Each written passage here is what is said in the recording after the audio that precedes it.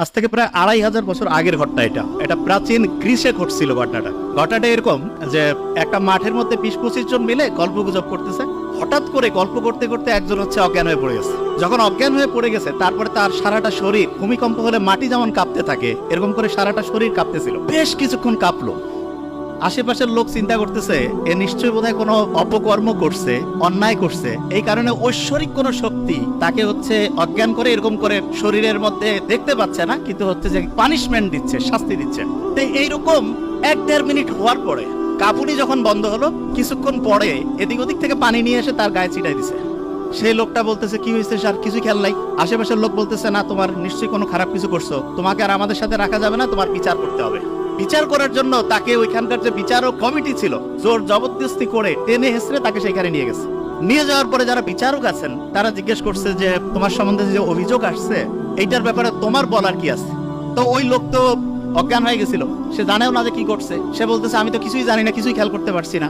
আশেপাশের সবাই বলতেছে যে না, এরকম ঘটনা ঘটছে, সে অজ্ঞান হয়ে গেছিল, তার সারাটা শরীর ভূমিকম্প হইলে মাটি যেমন কাঁপতে থাকে তার সারা শরীর কাঁপতেছিল। তখন বিচারকরা এদিক ওদিক তাকাইলো, সবাই একই সাক্ষী দিচ্ছে এবং বিচারকরা বুদ্ধিশুদ্ধি করে বললো যে তুমি নিশ্চয়ই এমন কিছু করছো, এই সমাজে তোমার আর রাখা যাবে না, তোমাকে 1 সপ্তাহের মতো সময় এখানে আমরা আলাদা করে, ওই যে করোনায় আক্রান্ত হইলে যেমন একদম আলাদা করে রাখতো না, শুধু আলাদা করে যে চেহারা দেখার বুদ্ধি নাই, খাবার টাবার দিত, এরকম করে 1 সপ্তাহ রাখবো, তারপরে তোমাকে এইখান থেকে দ্বীপ থেকে বের করে অন্য জায়গায় নির্বাসনে পাঠিয়ে দেওয়া হবে। প্রাচীন গ্রিস দেশে 2500 বছর আগে যখন যে কেউ এরকম ঘটনার মধ্যে পড়তো, তখন তাকে এরকম করে জোর জবরদস্তি করে ওই বিচারকদের সামনে নিয়ে আসতো। বিচারকরা যখন শুনতো যে 8-10 জন বলতেছে যে হ্যাঁ এই লোকের এইরকম ঘটনাই ঘটছে, তখন তাকে 1 সপ্তাহ এক জায়গায় আটকে রাখার পরে তারপরে নির্বাসনে অন্য জায়গায় পাঠিয়ে দিত। তো এরকম করে প্রায় 15-20 বছর চলছে এই ঘটনা প্রাচীন গ্রিসে। হঠাৎ করে একটা অদ্ভুত ঘটনা ঘটছে। ঘটনাটা একদিন বিচার চলছে, একজন এরকম অজ্ঞান হয়ে গেছিল, তার শাস্তি, তার পানিশমেন্ট কি হবে এটা নিয়ে যখন বিচারকরা আলোচনা করছে, হঠাৎ করে একজন বিচারক অজ্ঞান হয়ে গেছে এবং সেই বিচারকের সারাটা শরীর ভূমিকম্প হইলে যেমন কাঁপে সেই রকম তার শরীরটা কাঁপতেছিল। মানুষজন চিন্তা করতেছে প্রধান বিচারক, মানে বিচারকদের যে প্যানেল আছে তার মধ্যে প্রধান বিচারক যিনি, উনি অজ্ঞান হয়ে গেছে এবং তার সারাটা শরীর কাঁপতেছে। এখন অন্যান্য বিচারকরা চিন্তা করতেছে এনার বিচার কি করবে, এনাকে কি পানিশমেন্ট দেওয়া যাবে কিনা। এবং অন্য বিচারকরা বলতেছে না, আমরা যতদিন থেকে আসি ইনি তো আমাদের চিফ জাস্টিস, এনার তো কোনো রকমের অন্যায় দেখি নাই, কোনো খারাপ কাজ দেখি নাই, সারা জীবন খালি মানুষের উপকার করছে, এই লোক হঠাৎ করে অজ্ঞান হইলো, কারণটা কি? তখন ওনারা একটা সিদ্ধান্ত নিল যে আচ্ছা এইটার আসলে কি অন্য কোনো কারণ আছে নাকি, সেটা জানার কোনো বুদ্ধি আছে কিনা। তখন হঠাৎ করে একটা লোক হাত তুলে বলতেছে যে গোটাল শরীর নিয়ে গবেষণা করে এরকম একজনের খোঁজ ওনার কাছে আছে। বলছে ঠিক আছে, তাহলে ওইখানে আমরা যাই, ওইখানে গিয়ে জানার চেষ্টা করি যে উনি এইটার অন্য কোনো কারণ আছে কিনা সেটা বলতে পারেন কিনা। একটা তদন্ত কমিটি ওই সবচেয়ে জ্ঞানী লোক যিনি সারা শরীর নিয়ে গবেষণা করে ওনার কাছে চলে গেছেন, যে গোটাল ঘটনাটা সংক্ষেপে বলে দিয়েছেন। ওই জ্ঞানী লোক যার কাছে গেছে উনি আমরা যে মেডিকেল সায়েন্স পড়ি এটার ফাউন্ডিং ফাদার, আসলে ফাউন্ডিং ফাদার বললে একটু ভুল হবে, ওনার নাম হিপোক্রেটাস। যারা ডক্টর তারা জানে যখন মেডিকেলের চান্স পায় তখন যার নামে ওত দেয় তার নাম হিপোক্রেটাস। এবং ইন্টারেস্টিং জিনিস, উনি ওনাদের ঘটনাটা শুনে বলছে যে ঠিক আছে আমাকে কয়েকটা দিন টাইম দেন, আমি এটা নিয়ে একটু গবেষণা করি, একটু ভাবনা চিন্তা করি, তারপর আপনাদের বলবো। বাস, ওনারা চলে গেছে। 1.5-2 সপ্তাহ পরে উনি ওনাদের কাছে লোক পাঠাইছে যে আমি কারণ খুঁজে পেয়েছি। সব লোক অধীর আগ্রহে অপেক্ষা করতেছে কারণটা কি। যখন হিপোক্রেটাসের 1-to-1 সামনাসামনি আসছে তখন উনি বলতেছেন যে আপনারা যে মনে করছেন যে কোন ঐশ্বরিক শক্তি এ কোনো অপরাধ করছে, কোনো পাপ করছে, এই কারণে তাকে যে অজ্ঞান করে এরকম করে মারধর করতেছে, আপনারা দেখতে পাচ্ছেন না, ব্যাপারটা মোটেই এরকম না। তা ব্যাপারটা কি? বলছে ব্যাপারটা মাথার মধ্যে বিভিন্ন ক্রিয়া বিক্রিয়া হয়।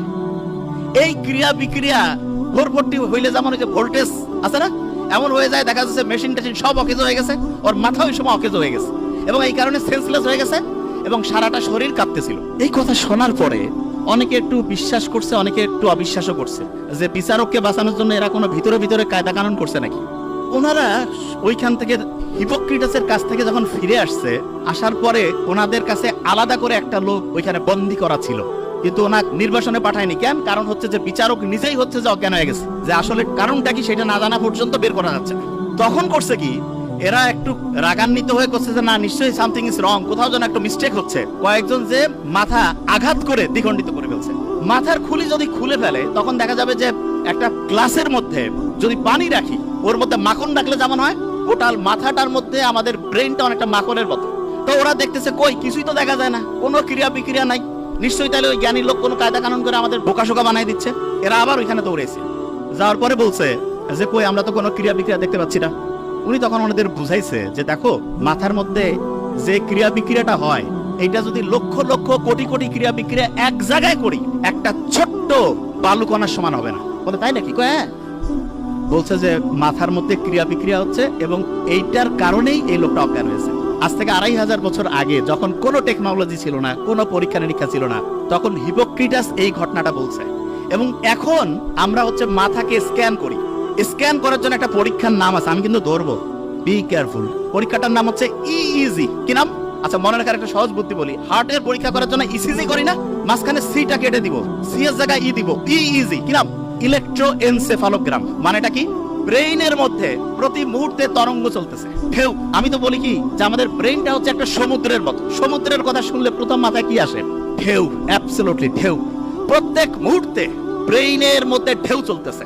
ব্রেইনের মধ্যে মোটা দাগে 5টা ওয়েভ আছে, মোটা দাগে 5টা ওয়েভের মধ্যে একটা ওয়েভ আছে সবচাইতে স্টুডেন্টের জন্য প্রয়োজনীয় ওয়েভ। ন্যাচারালি ব্রেইনের মধ্যে ওই ওয়েভটা তৈরি করা যায়, যেটা তৈরি করলে পরে অল্প একটু পড়লেই পড়া শর্ট টার্ম থেকে লং টার্ম মেমোরি সেন্টারে রিজার্ভ হওয়ার যে প্রক্রিয়াটা, এটা ফাস্ট হবে।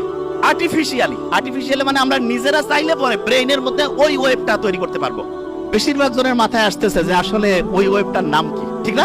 ইংরেজির প্রথম বর্ণের নাম কি? এ দিয়ে শুরু, আলফা ওয়েভ। কি নাম? কারণ প্রশ্ন হলো আলফা ওয়েভ ব্রেইনে ন্যাচারালি কখন তৈরি হয় সেটা আগে বলি। মোহাম্মদ সাল্লাল্লাহু আলাইহি ওয়াসাল্লাম যে বলছে যে রাতের আর্লি উনি ঘুমাইতো, এবং ঠিক কেউ যদি এশার নামাজের পরে ইনশাআল্লাহ ঘুমায় যায়, ভোর 3টা, 3:30, 4টার মধ্যে ঘুম থেকে উঠবে।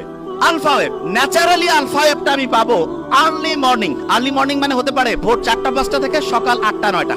এই সময়ে ব্রেইনে আলফা ওয়েভ থাকে। নামাজ পড়লাম, নামাজের পরে যদি 20টা মিনিট পড়ি, 20টা মিনিট, 20 মিনিটে দেখবো অন্য সময়ের 1.5-2 ঘন্টার পড়া হয়ে গেছে। তাইলে আর্লি মর্নিং। আর প্রত্যেকবার নামাজ পড়ছি, নামাজ পড়ার পরে যদি 20 থেকে 25 মিনিট করে পড়ি, ইনশাআল্লাহ ব্রেইনে দেখবো 20 মিনিটে 2-2.5 ঘন্টা পড়া হয়ে যাবে।